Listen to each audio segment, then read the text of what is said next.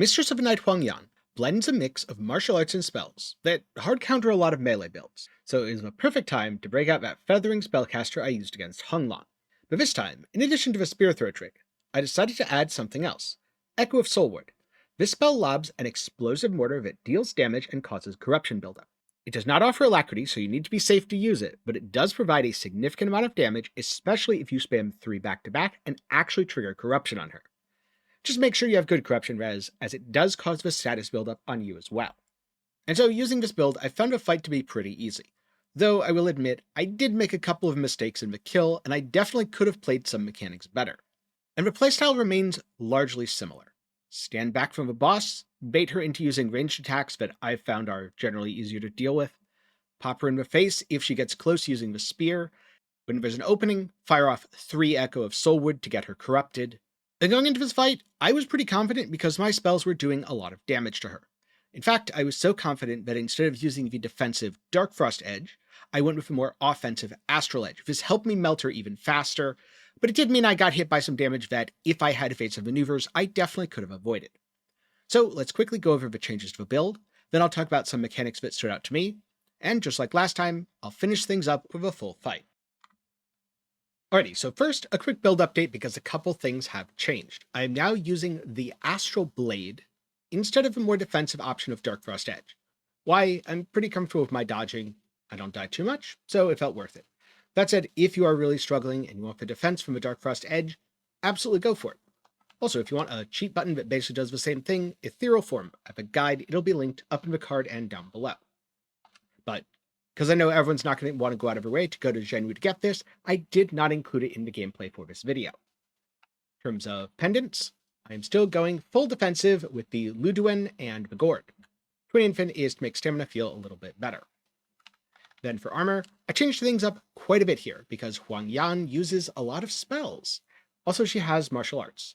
The Ming General set, which you get from the boss right before this, gives you a lot of blunt resistance. This is really good against her martial arts. And then I just put on the embroidered headband for magic and feathering defense, plus the Palace Maid's bracelet for, again, magic and feathering defense. This felt like a really well-rounded defensive package for this boss. As a note, you're going to want to equip some purple camellias. This is in case you mess up and accidentally corrupt yourself. And that is because, in addition to the Echo of Lu Bingzhang, there's a new spell here, Echo of Soulward. This does quite a bit of damage, especially if you have that corruption buildup, but the corruption buildup also affects you, which is why you want corruption resistance, and also why you want to have a backup plan in case you get corrupted. As always, the temper is Bone Needle Magic. Now, I have been doing a couple of different things for the benedictions. I am using Wei Tri-Disciplinary Force for damage in my Oath slot, and I'm using Wei Skyborn Magic for damage in my Wisdom slot. But I'm actually swapping my Sheng slot up depending on whether I'm fighting a boss or fighting trash. Against trash, I use Lethal Might. Defeating an enemy increases your damage and generates Skyborn Might. This makes it much easier to fight trash as a caster. On the other hand, if I'm fighting a boss, I'm still using Sheng Lasting Alacrity because it feels really good. Also, if you want to unlock 1 extra discipline, you can just go Wei 6 Disciplinary Force for more damage on bosses if you're already comfortable with your Alacrity windows. I'm actually tempted to do this, but I'm kind of bad, so maybe I shouldn't. Now, on the impetus repository, honestly, not all that much has changed since last time. Quick editor's note, I'm recording this build section a little bit later, which is why I'm higher level. Just pretend the extra points don't exist. I did not have them when I killed the boss. So, first up, grabbing Withering Touch to make it easier to inflict corruption on enemies. Second up, taking all of the feathering nodes here. This is quite a bit of damage, and if you have spare points, you can just put them in like this. Doesn't look like a lot, but trust me, it will add up over time, especially as you fill out these nodes. Fully taking Swiftblade, putting more points into Swiftblade, basically getting to a +6 weapon.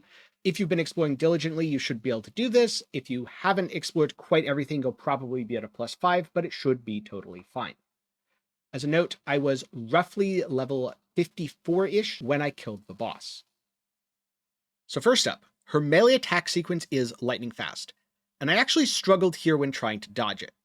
I think this is for 2 reasons. First, I was trying to dodge backwards, which meant that the momentum from her attack carried her into range to hit me again, which really isn't good. I should have been dodging forward so her momentum carries her past me. But second of all, I was not using my spells nearly enough. I didn't have evasive maneuver, I didn't have ethereal form. Both of those are perfectly viable ways to deal with it. Instead, what I should have been doing is, as she did the first attack, use Echo of Lu Bingzhang. This would have, number one, triggered Alacrity, so I get more Skyborn Might, thus more damage, and number two, negated all the damage from her attack. The other thing I found pretty dangerous was her transition. She turns into a fox, rears back, and does a charge. I found that if she landed far away from me, she was pretty likely to just do the charge again. But if she landed reasonably close to me, she very often chained this into a melee attack. The best way to deal with this melee is by spearing her in the face mid-attack to again trigger Alacrity. If she landed far away, I would wait to see if she was going to do another charge attack, and if she didn't, I'd try to unload with Echo of Soulward as this felt like a good opportunity. By playing a spellcaster build, and by standing back, you negate almost all of her other mechanics. My damage felt really good here, I was absolutely melting through the boss, and so the fight didn't last too long. And because of that, I didn't have as much practice with her mechanics as I did versus Honglan, so I apologize, this fight's a little sloppy, but here it is in full. Bride for my little boy. I should have picked you.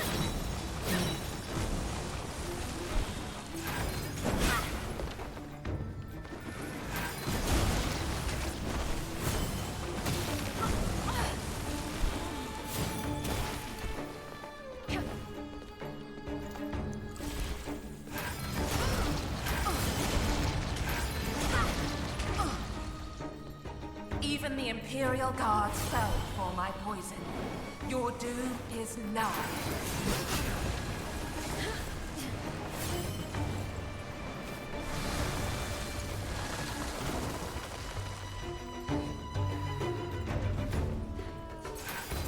You walk to your grave.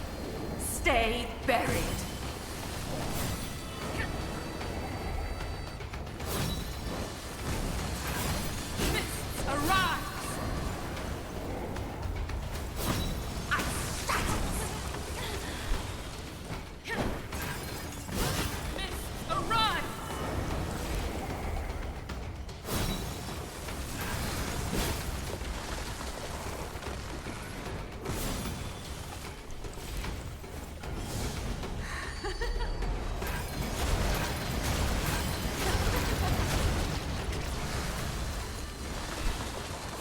My boy's wedding nears.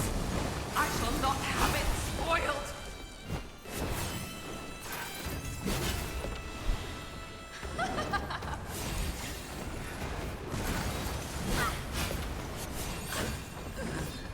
My boy.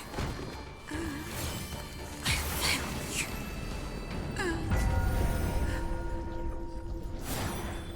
And so that's how I ended up killing the Mistress of the Night. Now, there's one more boss video that I want to make, specifically for the Bow Sorceress. She is also a very challenging boss, and I want to see if I can go up with an OP strategy that trivializes the fight like I've done with the previous bosses. But after that, I think I'm going to make a couple of build guides. Number one, I want to talk about the build that I've been playing in full, including like Trash Clear, a magic variant instead of a feathering variant, all that fun stuff. And second of all, I want to talk about the dual blade build more, because that has also been a lot of fun. In fact, when it comes to Trash, I've been preferring it over the magic build. Yes, there are ways to generate Skyborn Might on kill. In fact, I've been messing around with a couple of ways to potentially generate Skyborn Might in general. Maybe more on that when I make the video. But I don't know. When it comes to Trash mobs, there's just something satisfying about smacking them in the face. And so if any of that sounds interesting to you, then do be sure to get subscribed. Also, if you're looking for something else to watch, maybe you don't know where to get ethereal form, I have a video about that I will link up in the card and down below. For now, thank you very much for watching to the end. I'm glad you've enjoyed, and I'll see you in the next one.